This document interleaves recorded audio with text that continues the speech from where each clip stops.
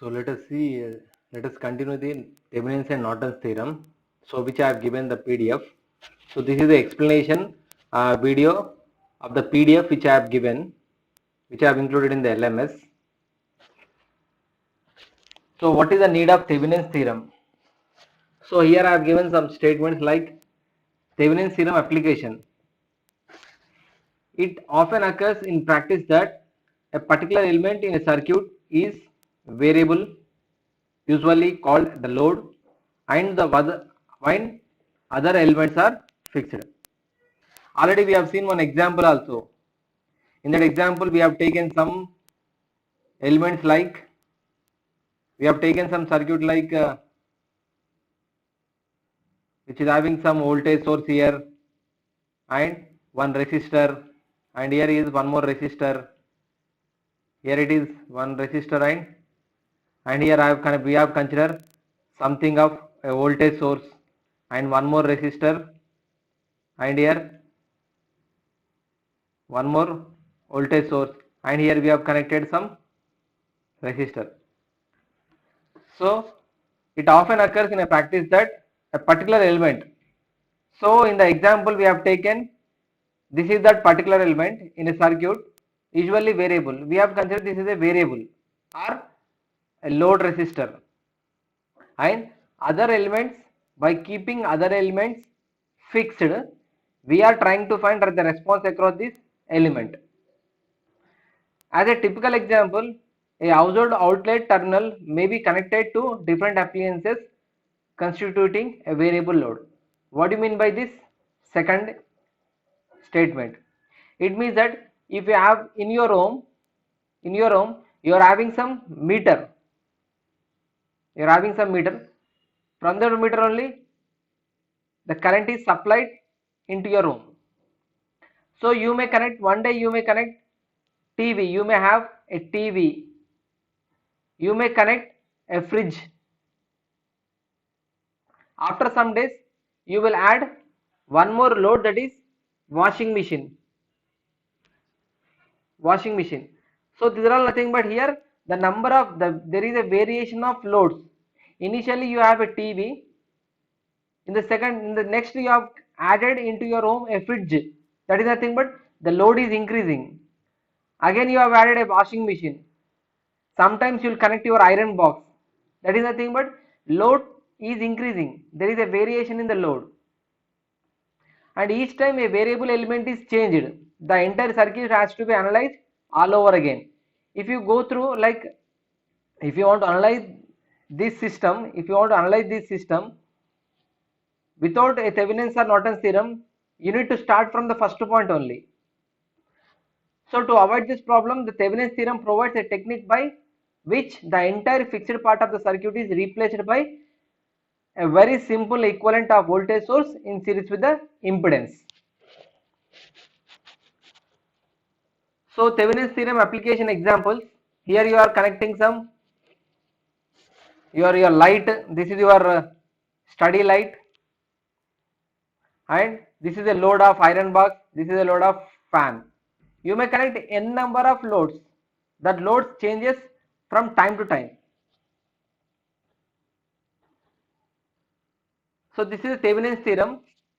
This total circuitry, whenever you see from this section, from this side, you observe only a two-port network. This total circuitry is reduced to a equivalent circuit which consists a Thevenin's voltage and a Thevenin's resistance. Here we connect our load, between these two terminals we are trying to connect a load. So VTH is called as Thevenin's equivalent voltage, RTH is called as Thevenin's equivalent resistance. Thevenin's theorem applicable areas. So this is one example, and this is one more example. So now let us come to what is the definition of Thevenin's theorem. In the previous class we have considered directly into the problem, by considering upon a problem we have obtained a VTH and RTH, but actually what is the exact statement for Thevenin's theorem? A linear two-terminal circuit A linear two-terminal circuit can be replaced by an equivalent circuit consisting of a voltage source VTH in series with RTH, where VTH is nothing but open circuit voltage. So the VTH is nothing but VOC, open circuit voltage, at the terminals, and RTH is the input or equivalent resistance at the terminals when the independent sources are turned off. Already we have seen how to turn off your independent sources. If it is a voltage source, we need to short. If it is a current source, we need to open.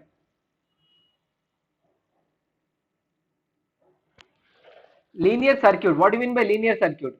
A linear circuit is one whose output is linearly related to or directly proportional to its input.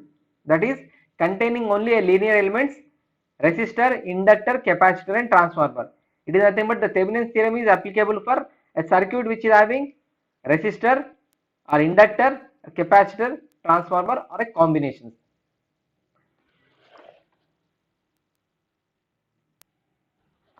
How to find Thevenin's equivalent voltage VTH and RTH? The two circuits given below are said to be equivalent if they have the same voltage or current relation at their terminals. This is your linear circuit element. This total linear circuit element is replaced with a equivalent circuit which is having VTH and RTH. This is your original circuit and this is your Thevenin's equivalent circuit. If the terminals A and B are made open circuited, how will you made open circuit? Already I have given 5 steps. Just follow that 5 steps.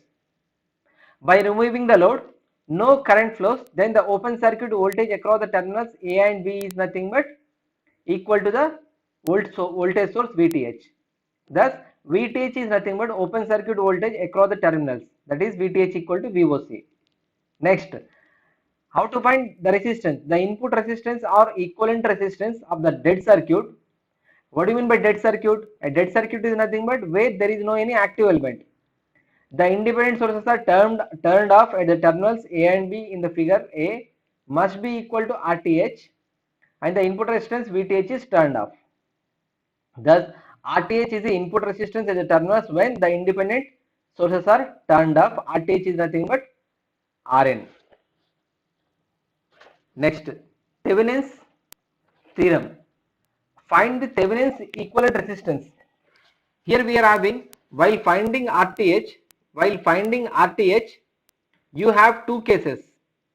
We have two cases. When the network has no dependent sources. If there is no any dependent source, we have considered an example. This is the case. The first case we have considered no dependent sources, only of independent sources. For independent sources, what you have done?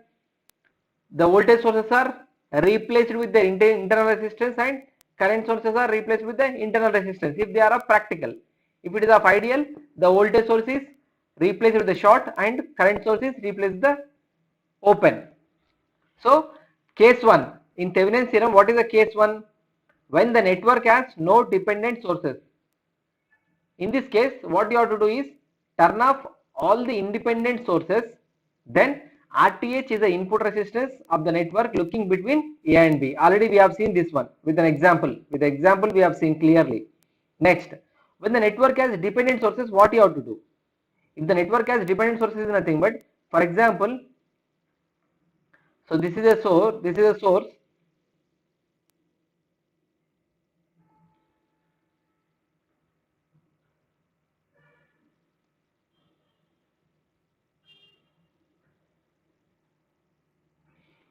Here we are having only one independent source. If I connect one more here, that becomes, this is also one independent source.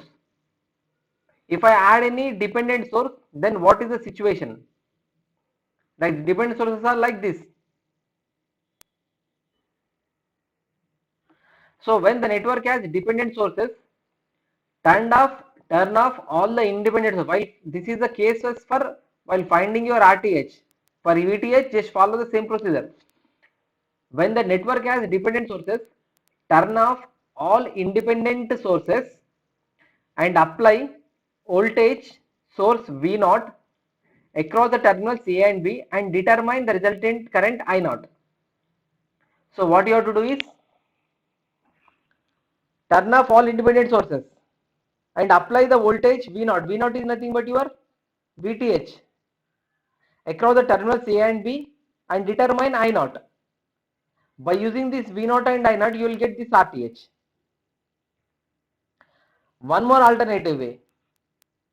Alternately, insert a current source I0. Insert a current source I0 across the terminals A comma B and find the terminal voltage V0. Then RTH equal to V0 by I0. So when there is a dependent sources, we have to take the help of V0 or I0. With the help of V0 and if I consider V0, we have to measure I0. If I consider I0, we need to measure V0. By having the values of V0 and I0, just subtract them, you will get your RTH. You will get your, that is your Thevenin's equivalent resistance. So here we are considering two cases. When the network has no dependent sources, when the network has dependent sources. When the network has dependent sources, we need to turn off all the independent sources and apply voltage source V0 across the terminals A and B and determine the resultant current I0. We will see the second case with an example. With a beautiful example, we will see that one. Next, steps to determine Thevenin's equivalent resistance RTH and VTH. So these are the steps already we have seen. Remove load resistance RL and or any component connected to across the load terminals A and B through which the Thevenin's equivalent is required. Determine RTH by shorting all the voltage sources and open the current sources and then calculating the circuit resistance as seen from the open terminals A comma B. Determine VTH by calculating the voltage between the open terminals A comma B. So this is one example. We'll see this example also. So this is about your Thevenin's theorem. The Thevenin's theorem we have to consider two cases. We have considered two cases. So in this PDF I have given two examples with dependent source and with independent source. We'll see that problems also. With dependent source, how we need to find. So this is an example of dependent source. When a circuit which is having, so this is an example for case 2. Here you are having, this is your independent source and this is your dependent source. So in this case what you have to do is finding your RTH. While finding your RTH, here you need to assume a voltage source V0. Here you need to assume a voltage source V0 and we need to find the current flowing through it. And after getting this V0 I0, just divide them. Then you will get your RTH. So here I have given turn off all independent sources and apply voltage source V0 at terminals A comma B. Here we have applied voltage, that is a voltage source between terminals A comma B and determine the resultant current I0.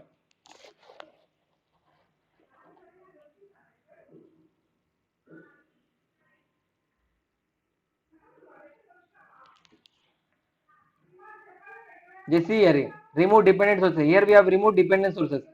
This 5 ohms, 5 amps is a dependent source. Just we have removed. After removing, here you are getting only 4 ohms, and we need to no change in the dependent sources. Just we have removed independent sources only. And here we have assumed some voltage V0, and we are trying to find I0.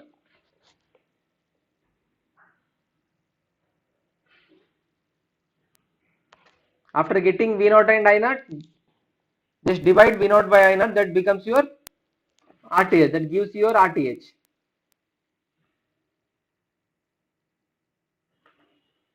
Then this is about the PDF explanation of your Norton's theorem.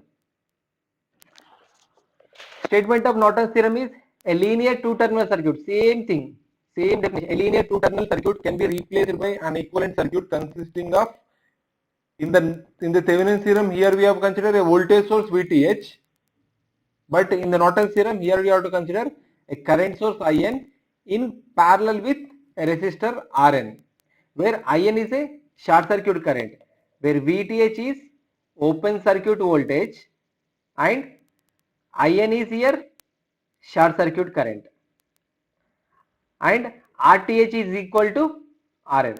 RTH is equal to RN.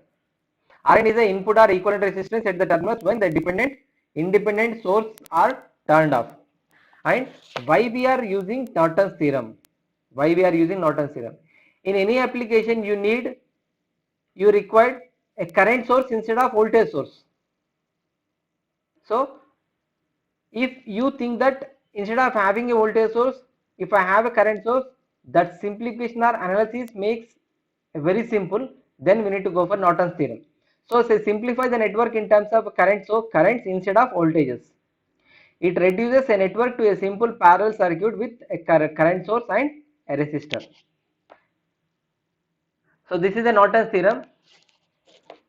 This is your original circuit and this is your Norton's equivalent circuit. Here the total two linear two-terminal circuit. A linear two-terminal circuit is replaced with a equivalent circuit which is having a current source and in parallel with your resistance Rn.